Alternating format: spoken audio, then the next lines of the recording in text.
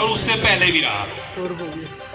यहाँ के जो बुजुर्ग बैठे हैं, अगर आके मेरे पास मुझे आकर कह दें कि बेटा हम तो तीसरी पीढ़ी के हैं, तो कोई अतिशयोक्ति नहीं है, पूरा अधिकार आपका मुझ पर। राजपाल सैनी जी अध्यक्षता कर रहे हैं, बहुत भावुक अपील उन्होंने करी। कभी कभी ऐसा होता है कि आदमी बहुत तोल मोल के सोच समझ के बोलता है चुनाव में। इन्होंने जो दिल में इनकी बात थी वो खुल के बात उन्होंने मन से कह दी, और जो उनकी बात है जो उन्होंने कही वो मेरी दिल की बात है। हमारे एनडीए के सब नेता, सहयोगी दल के नेता, निषाद पार्टी के भी नेता हैं, बीजेपी के तो नेता हैं, और क्षेत्र के सब जिला पंचायत अध्यक्ष मौजूद हैं, हमारे सांसद युवा चंदन, जिनको आपने खूब आगे बढ़ाने का काम किया, वो भी यहाँ हैं। और ठीक है चंदन, तुम्हारे कारण ही हो रहा चुनाव, ज्यादा मेहनत तुम्हें करनी पड़ेगी।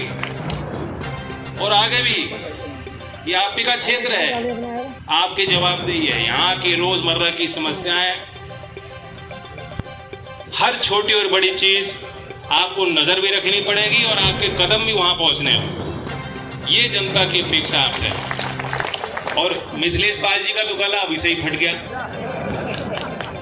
अब तो चुनाव भी आगे हो लिया, अब तो 20 तारीख हो ली, 20 तक चल जाएगा गला। दवाई ले, गर्म पानी के साथ गरारे करो। 2.5 साल की बात कही इन्होंने, बहुत समझदारी होशियारी से 2.5 साल की बात की। लेकिन ये ख्याल रखना मिथिलेश जी, 2.5 साल का तो ये मान जाएंगे आपकी बात, और 2.5 साल का मौका भी दे देंगे। दोगे कि नहीं दोगे? लेकिन काम पूरा 5 साल का कराएंगे। पुराना मीटर सब भूल जाओ, नया मीटर चालू करना है तो उसी हिसाब से काम करना पड़ेगा। मैं कोई लंबी चौड़ी बात नहीं करने आया, नीति की बात चुनाव की घड़ी में कर भी नहीं सकती। आचार संहिता लागू, मैं सरकार में शामिल, हमारे प्रतिनिधि यहाँ अनिल जी कैबिनेट में यूपी में शामिल है। मुझे आप अच्छी तरह जानते हैं, जो राजपाल जी ने बात कही, मैं आपके अंदर जो कोई आता है हमारे क्षेत्र से, ना मुझे उसकी जात देखनी, ना उससे कोई परिचय लेना। आपकी इंसानियत को बढ़ाने के लिए, उसे बना के रखने के लिए, क्षेत्र के विकास के लिए हम लोग हमेशा तत्पर रहेंगे। और इस क्षेत्र की सबसे बड़ी जो डिमांड थी, क्योंकि किसानों की जमीन है ये, और किसानों की मेहनत देश को आगे बढ़ा भी रही है, सबसे बड़ी डिमांड थी कि यहाँ मिल का विस्तार हो। चंदन पुरानी मानेगा, जैसे छोटा बच्चा चिपटता है ना, वो जो जिद आ जाती है उसको। मैं जब फोन करूं, राम राम मिल लेता था, कहता जी मिल का क्या हुआ? मौका ढूंढते बस वो ये एक ही जो है जुबान पे थी बात। और तब आप विधायक थे, और इसे त्योहार पे हम लोग आए थे, धनतेरस पे। धनतेरस पे लोग शॉपिंग करने जाते हैं कि हमारे यहाँ कुछ आ जाए लक्ष्मी। उसी तरह उस तारीख में यहाँ किसान आए और आपने मांग रखी, सरकार को सचेत किया कि ये हमारे स्थानीय किसानों की मांग है कि यहाँ मिल की वृद्धि हो, तो जितनी आवश्यकता पड़ेगी हम गन्ना वहाँ पैदावार बढ़ा के उसको उपलब्ध कराएंगे। 2 साल पहले की बात है, धनतेरस। और तब ये विधायक थे, मुझे तो लगता है जैसे मुझसे चिपटते थे वैसे ही वहाँ मुख्यमंत्री के यहाँ चिपटते होंगे। तो ये तो करना ही था। फिर भी मैं मंच से राज्य की सरकार को, मुख्यमंत्री को बधाई देता हूं, शुभकामनाएं देता हूं, धन्यवाद देता हूं, आभार व्यक्त करता हूं क्षेत्र की तरफ से कि यहाँ मोरना के मिल के विस्तार के लिए उन्होंने कदम उठाए। और ये अभी शुरुआत है, ये अभी भी शुरुआत है। जैसी जनता की उम्मीद होंगी उसी प्रकार से गन्ना के क्षेत्र को विकसित करने के लिए, मिल के विस्तारीकरण के लिए आगे और प्रपोजल हम जो राज्य सरकार में रहते रहते कराएंगे। ये मैं वादा आपको कर रहा हूँ। आज भारत सरकार नौजवानों के लिए बेहद चिंतित।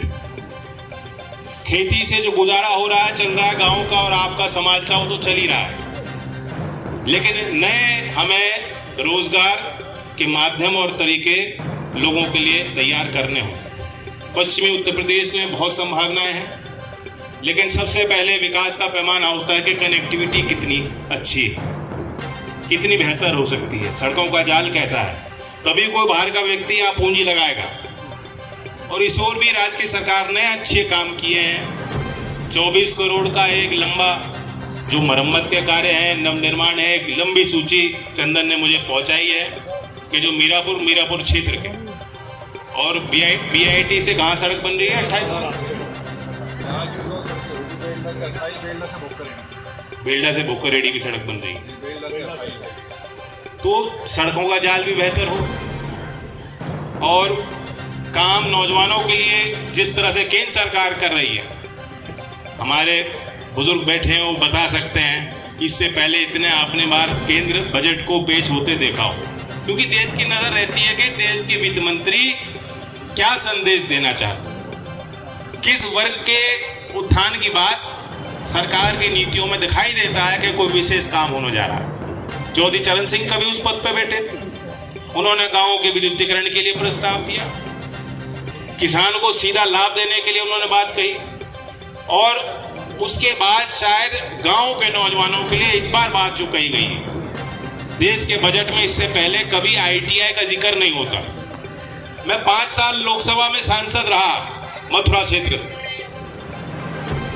अब मैं खुल के कह सकता हूं मैं भी कभी ITI देखने नहीं गया, ना किसी सरकारी मीटिंग में।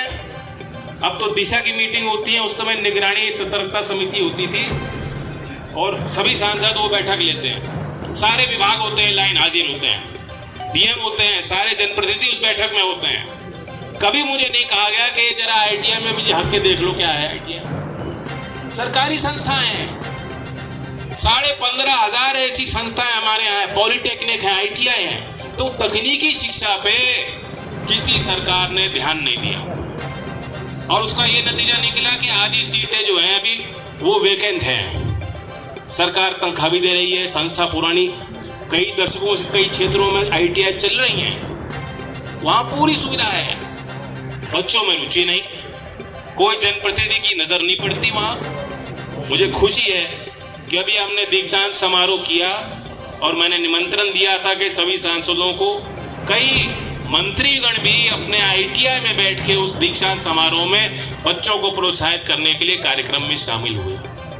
और पहली बार बजट में 60,000 करोड़ की लागत से देश में 1,000 ITI को बेहतर बनाने के लिए, व्यवस्थाओं को सुधारने के लिए 1,000 ITI की बात उन्होंने की। इससे पहले कभी बजट में ITI की बात नहीं हुई। तो अगर प्रधानमंत्री इस बात को बल दे रहे हैं कि युवाओं को प्रशिक्षित करना है और नए उद्योग की बात अब होने लगी है, जो यूपी में